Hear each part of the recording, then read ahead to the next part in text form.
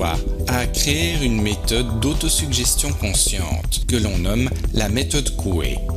Elle s'articule sur deux grands principes.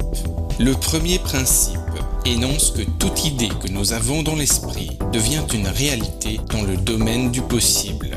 Si nous avons un membre amputé et que nous imaginons qu'il va repousser, il ne repoussera pas, car cela est impossible. Mais si nous éprouvons une douleur physique ou morale et que nous imaginons qu'elle va disparaître, la douleur va décliner, voire s'évanouir complètement parce que cela est possible. Ainsi, l'idée d'être fatigué crée de la fatigue, l'idée d'insomnie crée l'insomnie, et l'idée de migraine pour le jour où l'on est invité chez telle ou telle personne crée la migraine au jour fixé. Toute idée que l'on a à l'esprit devient une réalité dans le domaine du possible. Le deuxième principe est le suivant. Contrairement à ce que l'on pense, ce n'est pas la volonté qui est la première faculté de l'homme, mais l'imagination. Chaque fois qu'il y a conflit entre elle et la volonté, c'est l'imagination qui triomphe. Non seulement nous ne faisons pas ce que nous voulons, mais nous faisons précisément le contraire de ce que nous voulons. Plus une personne qui ne dort pas la nuit fait d'efforts pour dormir, plus elle est surexcitée. Plus nous voulons nous rappeler le prénom de quelqu'un et plus il nous échappe. En cas de fou rire, plus nous voulons nous empêcher de rire et plus nous rions.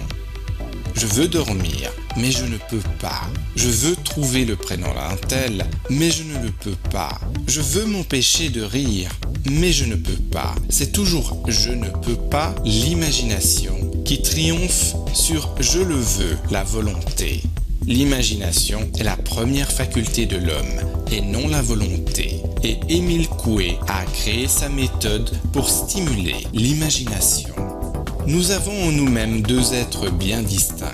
L'être conscient, que nous croyons être celui qui nous conduit. Mais derrière celui-ci, il y en a un second, l'être inconscient ou subconscient ou imaginatif. C'est ce deuxième moi qui nous conduit physiquement et moralement. Nous avons un cœur, des poumons, des organes, etc. Aucun de nous n'a une action sur ces organes par sa volonté. Pourtant, il fonctionne même pendant la nuit, alors que notre conscient est endormi. Il fonctionne sous l'influence d'une force qu'est l'inconscient. L'inconscient préside à notre corps et à notre être moral. Si c'est l'inconscient qui nous dirige et que nous apprenons à le manœuvrer, alors nous saurons comment nous conduire nous-mêmes. Émile Coué propose l'exercice suivant tous les matins et tous les soirs. Fermez les yeux et répétez 20 fois de suite avec vos lèvres assez haut pour entendre vos propres paroles. Tous les jours, à tout point de vue, je vais de mieux en mieux. Par la répétition, vous faites pénétrer mécaniquement cette idée dans votre inconscient par l'oreille. Car une idée que nous avons à l'esprit devient une réalité dans le domaine du possible. Donc, si vous vous mettez bien cette phrase dans votre esprit, tous les jours, à tout point de vue, je vais de mieux en mieux. Tous les jours, à tout point de vue, vous irez de mieux en mieux.